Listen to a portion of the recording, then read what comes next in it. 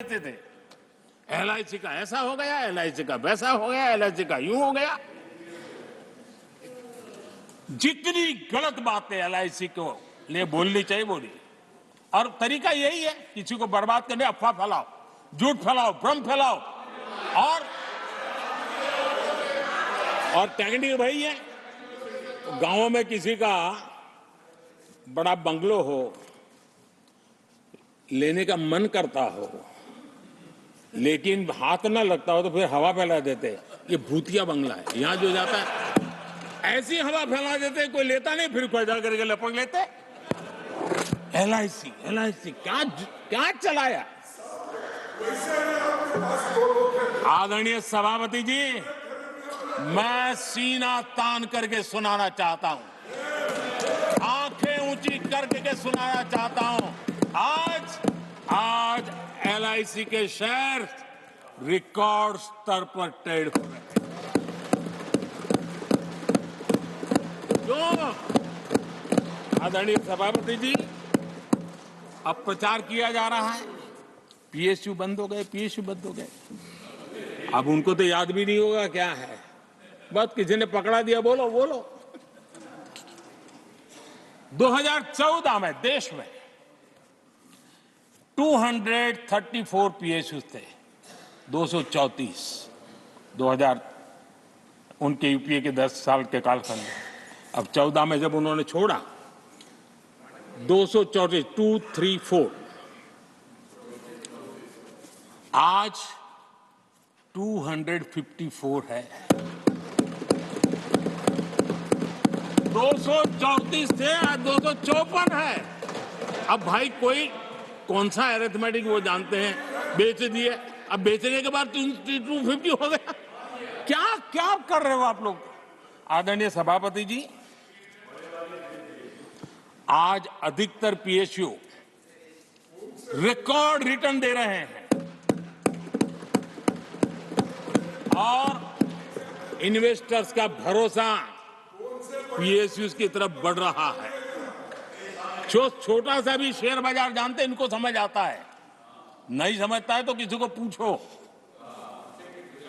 आप सभापति जी देखिए, बीएसई पीएसयू इंडेक्स में बीते 1 वर्ष के दौरान लगभग 2 गुनी उछाल हुई है। आदरणीय सभापति जी, 10 साल पहले, यानी 2014, 4 से 14 के बीच की बात करता हूं, पीएसयू का नेट प्रॉफिट करीब 1.25 लाख करोड़ था, और इस 10 वर्ष में पीएसयू का नेट प्रॉफिट 2.5 लाख करोड़ है।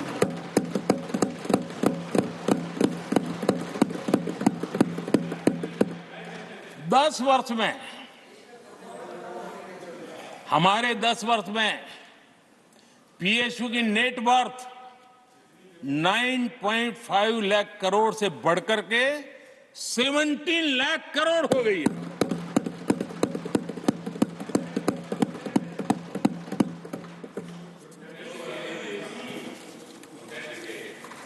आदरणीय सभापति जी,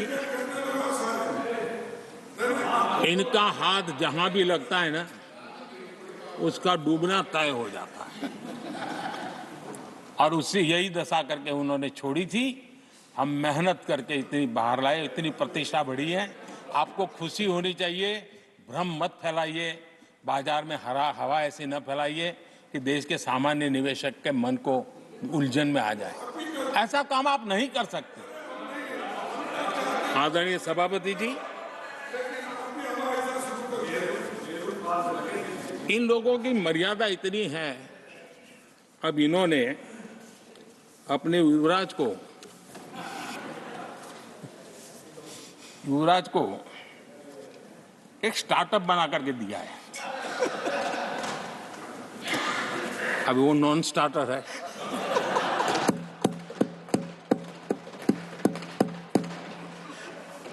न तो वो लिफ्ट हो रहा है, न वो लॉन्च हो रहा है।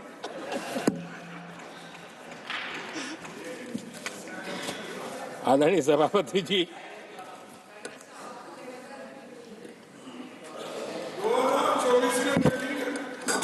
आप पिछली बार भी इतनी शांति से रहे हो तो कितना मजा आता।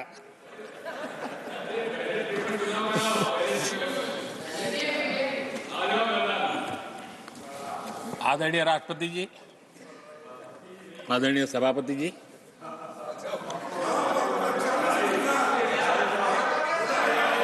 बधाई हो, बधाई हो, बधाई हो, सबको बधाई हो। आदरणीय सभापति जी, मेरा सौभाग्य रहा कि मुझे लंबे समय तक एक राज्य के मुख्यमंत्री के नाते देश की और जनता की सेवा करने का अवसर मिला,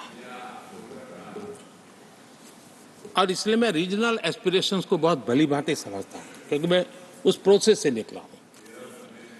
जैसे हमारे यहाँ दिग्विजय जी, उनको भली भांति सहज समझ आता है भी एक राज्य के लिए क्या होता है। हम लोग उसी दुनिया से निकल करके आए हैं, तो हमें अनुभव है, पता है। शरद राव जी को है, तो ऐसे कुछ लोग हैं यहाँ जिनको ये सारी चीजों का पता है। देवगढ़ा साहब है, तो इन लोगों के इन सारी चीजों का पता है, तो हम इसका महात्मा समझते हैं। हमें कोई किताबों में नहीं पढ़ना पड़ता है, हम अनुभव कर करके आए हैं। और ये भी सच्चाई है साहब, 10 साल यूपीए की पूरी शक्ति गुजरात को क्या कुछ न करने में लगी हुई थी, आप कल्पना नहीं कर सकते। लेकिन मैं आंसू नहीं बहाता, मैं रोने की मेरी आदत नहीं है जी। लेकिन तब भी उतने संकटों के बावजूद भी, उतने जुल्म के बाद भी, हर प्रकार की मुसीबतों को झेलते हुए भी, मेरी तो मुसीबत ऐसी थी कि यहाँ किसी मिनिस्टर से मुझे अपॉइंटमेंट नहीं मिलती थी। वो कहते थे, भाई आप जानते हो मेरी तो दोस्ती है, मैं फोन पे बात कर लूंगा, लेकिन कहीं फोटो वोटो निकल गए, ये डर रहता था। यहाँ मंत्रियों का डर ऐसा था। अब खैर उनकी मुसीबतें मैं समझ सकता हूं। मेरे यहाँ एक बार बहुत प्राकृतिक आपदा आई, मैंने उस समय प्रधानमंत्री जी को बड़ा रिक्वेस्ट किया कि आप आइए, एक बार जरा देख लीजिए। उनका कार्यक्रम बना, फिर साहब एक एडवाइजरी कमेटी बनी थी ना, शायद वहां से हुक्म आया, तो कोई हेलीकॉप्टर से हवाई निरीक्षण करे वो तो मैं समझ सकता हूं। साहब वो कार्यक्रम बदल करके साउथ में किस राज्य में गए तो मुझे याद नहीं रहा आज, और बोले हम हवाई जहाज से ऊपर से देख लेंगे, हम गुजरात में नहीं आएंगे। मैं सूरत पहुंचा हुआ था, वो आने वाले थे, मैं जानता हूं आखिर में क्या हुआ होगा। तो आप कल्पना कर सकते हैं साहब, प्राकृतिक आपदा में भी मैंने ऐसी मुसीबतों को झेला है, लेकिन उसके बावजूद भी उस समय भी मेरा मंत्र था, आज भी मेरा मंत्र है कि देश के विकास के लिए राज्य का विकास।